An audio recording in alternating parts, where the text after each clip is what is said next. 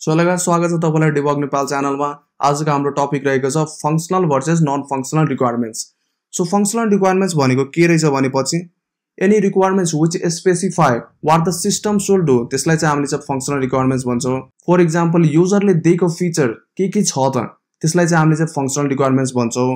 Like specific function, administrative function, authentication, authorization level, external interface अनि business processes.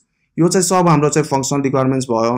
अनि त्यस्तै चाहिँ हाम्रो नन फंक्शनल रिक्वायरमेन्ट्स भनेको चाहिँ अब युजरले दिएको फिचर्स त्यो चाहिँ कसरी काम गर्छ त, लाइक जुन सिस्टम छ नि how the system should behave त्यसलाई चाहिँ हामीले चाहिँ नन फंक्शनल रिक्वायरमेन्ट्स भन्छौं। लाइक जुन चाहिँ हाम्रो परफर्मेन्स भयो, सेक्युरिटी भयो, युजेबिलिटी भयो, रिलायबिलिटी अनि स्केलेबिलिटी।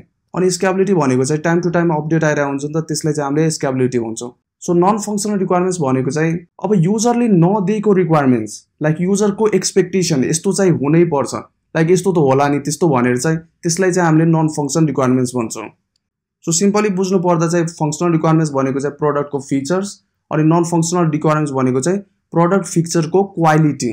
आई होप यति चाहिँ सबैले मजाले बुझ्नु भएको छ। यति बुझेपछि हजुरलाई कहीँ पनि प्रब्लम आउने छैन। Please like and subscribe the channel. Thank you.